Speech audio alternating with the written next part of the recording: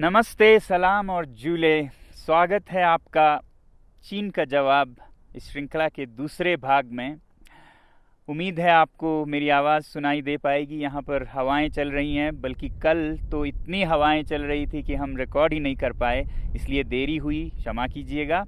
आज हम थोड़ी बड़ी माइक लेके आए हैं, उम्मीद है अच्छी तरह हो पाएगी। तो मैंने पहले भाग में ये कहा था आपसे कि हम आपके सवाल, आपके कमेंट्स का जवाब देंगे इस भाग में, तो इसलिए हम आए हैं। और सबसे पहले जो बहुतों ने ये पूछा है सवाल, वो लेते हैं। पहला सवाल है, क्यों बायकॉट करें चीन को? क्या ये नफ़रत फैलाने के समान नहीं है? जी नहीं, नफ़रत फैलाने की बात नहीं है। जैसा मैंने पहले कहा है, चीनी लोगों से हमें कोई समस्या नहीं, बहुत अच्छे लोग होते हैं, मेरे बहुत दोस्त हैं।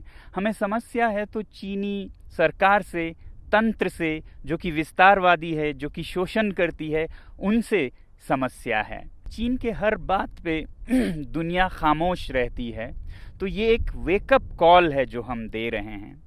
चीन के अंदर ही 140 करोड़ लोग लगभग बंधुआ मजदूर की तरह काम करते हैं। हुकूक, अधिकार नहीं हैं, कुछ बोलें तो वो गायब हो जाते हैं, और दुनिया उस पर खामोश है और सौदा करना चाहती है, बिजनेस एज यूजुअल। अंदर जाएं तो तिब्बतन बुद्धिस्ट 60 लाख में से 12 लाख मारे गए, लगभग 6000 मंदिर मठ तोड़े गए। दुनिया खामोश है, हम बिजनेस करना चाहते हैं। बात करते हैं शिनजियांग में युगुर मुसलमानों की। करोड़ की जनसंख्या है और 10 लाख युगुर मुस्लिम्स जेल में बंद हैं अभी इस वक्त, और हजारों मस्जिदें तोड़े गए हैं। दुनिया खामोश है, हम सौदा करने की बात करते हैं उनसे। श्रीलंका को देखिए, चीन के कर्ज में दबी जा रही है। ये जो पोर्ट है हम्बनतोटा का, वो तो बिक गया है चीन को, उसके कब्जे में है। पाकिस्तान इतने कर्ज में डूबा है कि शायद ये देश भी एक गुलाम सा हो जाए। दुनिया खामोश है, सौदा करना चाहती है।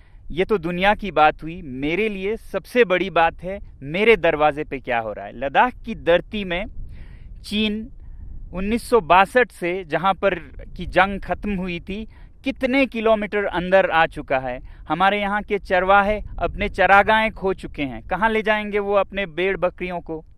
दुनिया खामोश है और हम उनको जो मनमर्जी वो करते हैं, धक्का मुक्की करने देते जा रहे हैं। तो क्या हम ये कहें उनसे कि वो बेदर्दी से सर काटे मेरा, और मैं कहूँ उनसे, हुजूर आहिस्ता आहिस्ता, जनाब आहिस्ता आहिस्ता?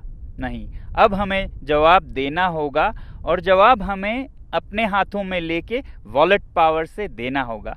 और ये कोई गलत या बुरी बात भी नहीं है। सैंक्शंस सदा प्रयोग किए जाते हैं जब भी कोई गलत करता है, वो चाहे देश हो।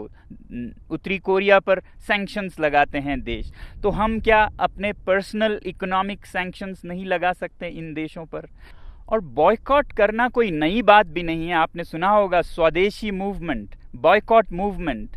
तिलक जी के नेतृत्व में 1905 से शुरू हुई थी ब्रिटिश सरकार के खिलाफ बॉयकॉट का, उनके सामान का। तब हम ब्रिटिश सरकार के गुलाम हो चुके थे। अब हमें समझ आनी चाहिए कि prevention is better than cure, तो इसलिए हम अभी से करें। बल्कि मैं तो कहूँगा कि अगर हम कुछ ना करें और देखते रहें तो वो गुनाह है। जुल्म करना गुनाह है तो जुल्म सहना भी गुनाह है। आप में से बहुतों ने दूसरा सवाल पूछा है, जनता को क्यों करनी पड़ी बैन या बॉयकॉट? हमारी सरकार क्यों नहीं बैन करती चीनी सामान को? देखिए, सरकारों के बंदिशें होती हैं, प्रोटोकॉल्स होती हैं, व्यापार बहुतरफा होती हैं, तो इसलिए सरकार के लिए शुरू में मुश्किल हो सकता है। मगर अगर जनता करे, जनता की अपनी मर्जी है, चॉइस है, कस्टमर इज़ द किंग, तो कोई दुनिया की ताकत उसे पूछ नहीं सकती कि आप ये क्यों नहीं खरीद रहे हैं, वो क्यों खरीद रहे हैं। वैसे भी हम सरकार के लिए क्यों इंतज़ार करें? जब लोग कुछ करने लगे तो सरकार वैसी ही नीतियां बनाती हैं जो लोगों की, जनता की मूड होती है। अमेरिकी राष्ट्रपति कैनेडी ने कहा था, ask not what the country can do for you, ask what you can do for your country. क्या ये व्यावहारिक या संभव भी है कि हम चीन जैसे बड़े देश के सामान को बॉयकॉट कर सकें? जब कोई देश या कोई तंत्र अत्याचार करे, ज्यादती करे, वो हद से बढ़ जाए, तो मुमकिन क्यों नहीं अगर जनता में जज्बा हो। अरब स्प्रिंग में एक नहीं 5-6 तानाशाह सरकारें गिर गईं महीनों में, और वो शुरू हुआ था एक सब्जी वाले की पुकार से। तो हम क्यों नहीं कर सकते ऐसा काम जो कि हमारे दरवाजे पे इतना अत्याचार और इतनी ज़ोर ज़बरदस्ती कर रहा है। हमारे पास और कुछ नहीं तो अपना बटुआ तो है ना। कस्टमर इज़ द किंग, जागो ग्राहक जागो। और एक सवाल है कि हम चीन में बने सामान के बिना कैसे काम चलाएं। न सिर्फ सामान बल्कि सामान के अंदर के कलपुर्जे भी चीनी होते हैं बहुत बार। और विकल्प क्या हैं? दोस्तों, हम चीनी सामान में डूबे जा रहे हैं, कुछ इस तरह की जैसे हमारे हाथ में कुछ है ही नहीं। एक शेर है जिसे मैं आपके सामने रखूंगा इस हालत को दिखाने के लिए। खरीदें कब तलक कोट पतलों पे रहन हम चीन से। पे रहन एक कपड़े का नमूना है। खरीदें कब तलक कोट पतलों पे रहन हम चीन से, अपनी अय्याशी की गर हालत यही कायम रही, आएंगे गुस्साल चीनी और कफन भी चीन से। गुस्साल जो मरने के बाद शरीर को धोने वाले लोग होते हैं, वो भी अब चीन से आने लगेंगे और कफन भी चीन से आने लगेंगे। बहरहाल देखिए, ज़िंदगी प्योर इकोनॉमिक्स नहीं होती, सब कुछ पैसे में नहीं होता, कुछ उसूल भी होते हैं, अच्छे बुरे का कुछ फ़र्क इम्तियाज़ भी होता है। और हमारे तहज़ीब, हमारे मज़हब हमें यही सिखाते हैं कि बुरे या गुनाह या पाप से जुड़े चीज़ों से दूर रहें। जैसे आप देखेंगे कि हमारे मुसलमान भाई शराब से दूर रहते हैं, कुछ भी हो वो नहीं पिएंगे। हमारे सिख भाई सिगरेट से दूर रहते हैं, तंबाकू से। हमारे हिंदू भाई गौ मांस से, या जैन समुदाय के लोग तो मांस ही नहीं बल्कि लहसुन, प्याज ऐसे चीज़ों से भी वो नहीं खाते हैं। तो जहाँ भी वो जाएं कभी सफ़र में, यात्रा में, तो क्या वो भूखे मर जाएंगे? नहीं। अगर दृढ़ निश्चय हो, पक्का इरादा हो, तो एक इकोसिस्टम, एक हालात बनती जाती है। उस रास्ते में जब हम बर्दाश्त करके चलते हैं तो आप देखेंगे कि ऐसे भोजनालय, रेस्टोरेंट्स निकलेंगे जो जैन फूड सर्व करेंगे।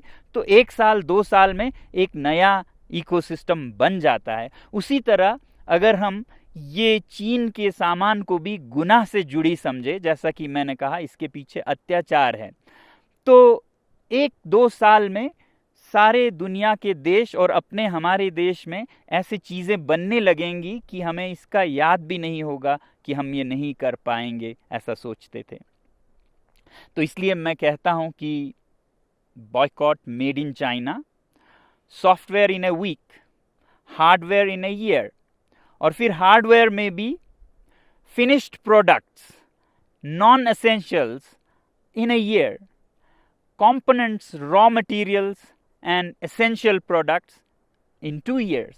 हम योजनाबद्ध तरीके से चल सकते हैं अगर हमारे अपने में सूझबूझ है। कोई ऐसा नहीं है कि कल या परसों ही हम सब कुछ बंद करें।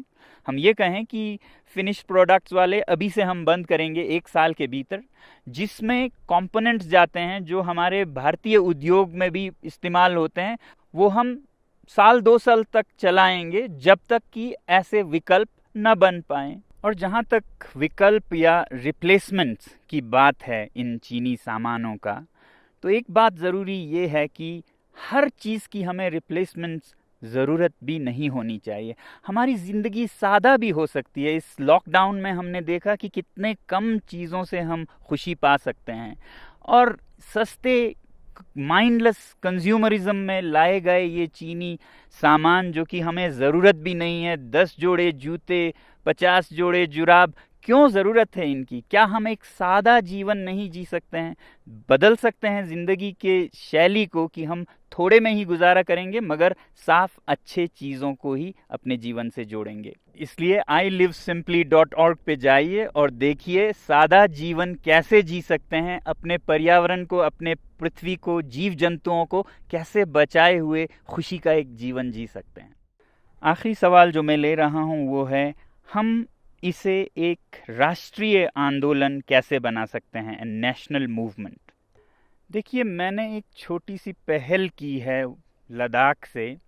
ये मत उम्मीद कीजिएगा कि लद्दाख से कोई एक आदमी इसको चलाएगा। इस बटुए के आंदोलन में हर नागरिक एक सिपाही है और ये उतने ही दूर तक चलेगा जितना आप इसे ले जाना चाहेंगे। तो मुझे उम्मीद है कि भारत का हर नागरिक इसे एक अवसर, अपॉर्चुनिटी बनाएगा आत्मनिर्भर भारत बनाने का। हमारे जो सेलिब्रिटीज़, इन्फ्लुएंसर्स और नेता हैं वो युवा पीढ़ी को नेतृत्व दे सकते हैं इस मामले में, और मुझे बहुत उम्मीद है कि आप लोग भी अपना रोल निभाएंगे देश प्रेम का, जो भरा नहीं है भावों से, बहती जिसमें रसधार नहीं, वो हृदय नहीं है पत्थर है जिसमें स्वदेश का प्यार नहीं। जय हिंद।